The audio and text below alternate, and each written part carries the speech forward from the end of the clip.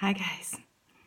Hey, we're going to go on now to lesson 85, which talks about the Renaissance. I bet you're wondering what a Renaissance can be. It started in Italy. It's called the Italian Renaissance.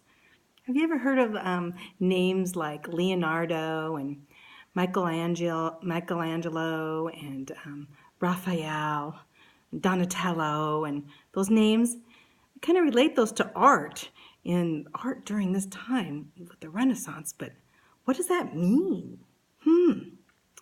Well, we have to look back a little bit in history, because in history, as we've gone through, as you remember, do you remember the Roman Empire? Well, the last of the Roman Empire fell way back in the 400s, and the barbarians invaded Rome, and roads became dangerous throughout the whole land, and cities were destroyed. People no longer spoke the same language. They lived in separate villages, and they spent their days worrying about a lot of things, about staying alive, how they were going to find their next meal, and to protect themselves against barbarian attacks. In 800 AD, the same things were happening, same patterns. A great ruler had a small kingdom, and then he'd lead his army and attack the kingdoms around them, and he would conquer for a little while. And then when he would die, sometimes his kingdoms would break up into small kingdoms again, and another great ruler would have to come, and the same pattern would follow. And there was a constant struggle between Christianity and Islam. Things were going on. It was hard times. Then we had the Black Plague in the middle of all that. It was a hard time. People didn't have time to think too much. They had to think of keeping alive, like I said. Well, in 1400, we find the last of the Roman old strongholds fell, and that was in Constantinople. The Ottoman Turks, they conquered Constantinople and turned the Hagia Sophia into a mosque. Hundreds of Byzantine Orthodox people and scholars left and ran for their life. And where did they run? A lot of them left for Europe and ran to places like Italy, where they felt safe. And there they brought their huge libraries of books, of old ancient scrolls, and even the ancient Bible with them. They had kept these safe so that they could, when they left, they knew that the Muslims would destroy all of their libraries of things, so they brought them all.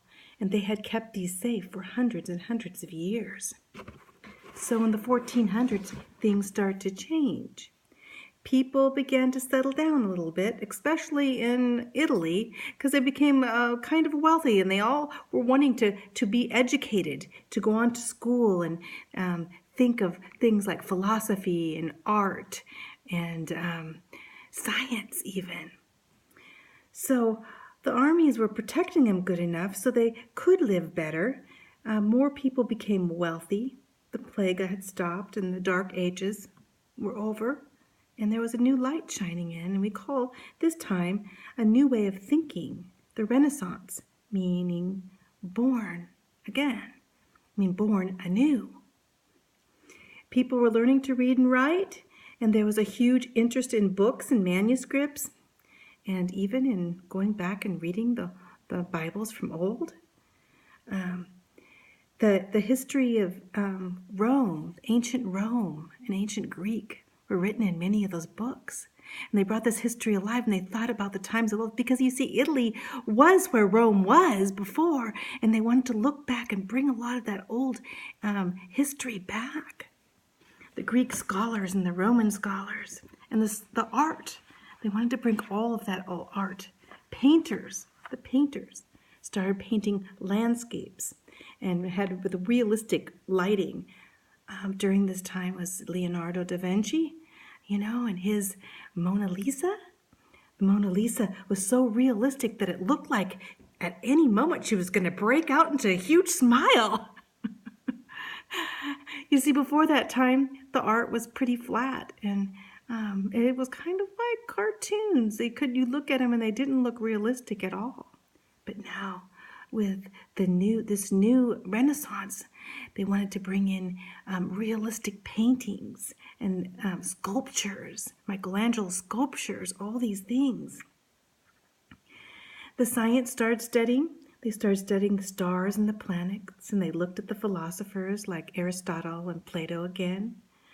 And then their ideas, the old ideas came back, but not just old ideas. They take the old ideas for new discoveries because, as we saw, Prince Henry the Navigator had already discovered that there weren't really monsters out there, and you weren't going to really fall off the edge if you took a ship out to sea, or if you went too far south, you wouldn't the water wouldn't start boiling on you. Those things. So and the new inventions like the compass, and later we'll see some big new inventions that affect this area that was called the Renaissance. So what was a Renaissance man or Renaissance woman? It was one that was looking and observing everything around, that was taking the old to apply to the new, and thinking those things of old. Some of them were too good. Of course, we know Aristotle had a few false beliefs, and so did Rome, had a lot of paganism and believing in Greek gods and stuff. But to take those things that they thought, were beautiful and good, and bring them into the light of the church and God. But there was a thinking of that was not so good when they started to think that mankind could actually overcome God's thoughts. Like they could become their little gods themselves. And they called this humanism.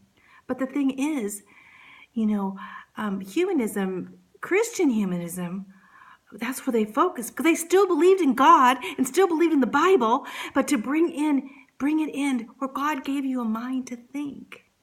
And God created you in his image so that he would give you those things and give us knowledge and wisdom that would come from him, but also that we would see in all the world around.